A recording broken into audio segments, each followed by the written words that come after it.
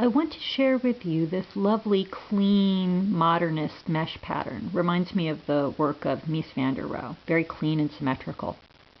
My mother was wearing a commercial sweater with this pattern in it, and I decided to figure out how to work it in hand knitting. The trick is in the decreases, and you may think that the decreases are 3 into 1, a centered double decrease. They're not. You may think that maybe the decreases are mirrored double decreases, like SSK, knit 2 together, knit 2 together, SSK, but again, they are not. This is a 3 into 2 decrease, so you start with 3 stitches and you end up with 2, and in this case, the center stitch of the 3 you start with ends up on top of the stack, so you can see its little legs there, and then the 2 stitches coming out of it. So if you work it that way, you get pattern A.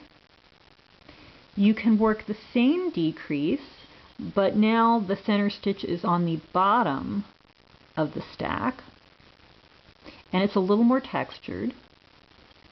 And then for fun, I tried working the pattern by taking out some of the plain rows. So here's pattern A, and then here it is as a more open mesh. I took out some of the plain rows.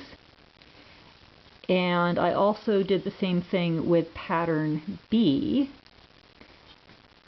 And again, it produces a more open mesh. And because pattern B is more textured, the mesh is also more squishy and textured. So it's a fun thing to play with. And let me show you how to work those 3 into 2 decreases.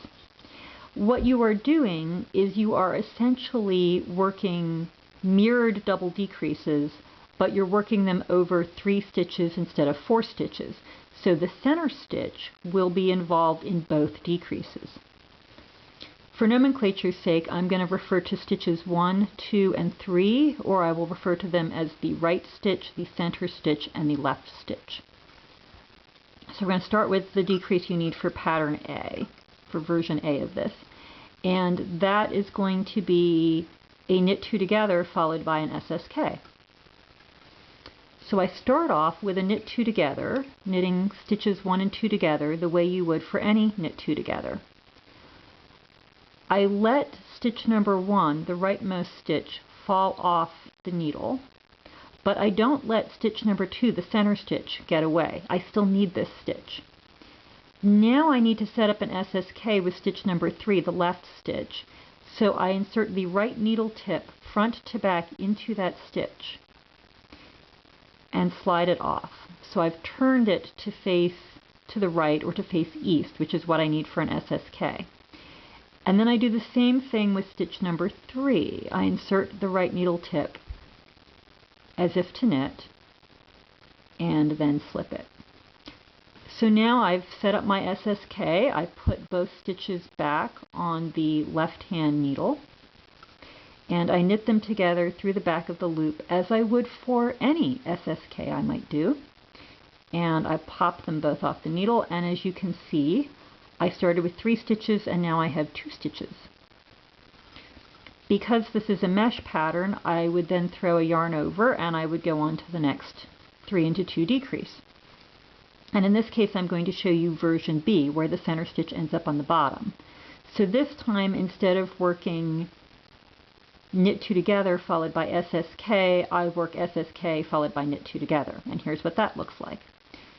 I start off with what looks like a regular SSK. So insert the right needle tip as if to knit, slip the stitch, do the same on stitch number 2, put them both back on the left needle, and work them together through the back of the loop. And then, as I did in version A of this maneuver, I let stitch number 1, the rightmost stitch, fall off the left needle, but not stitch number 2 because I still need it.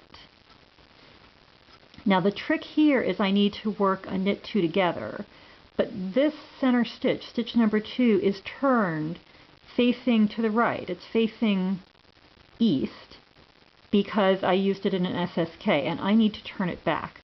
So instead of inserting the right needle tip into it, I'm going to bring the right needle tip up from behind. And when I slip it, you'll see it's going to pop and turn. So here we go, and pop. And you see now it's facing to the left. It's facing west, which is what I need. So I put it on my left needle. And now I knit these two together.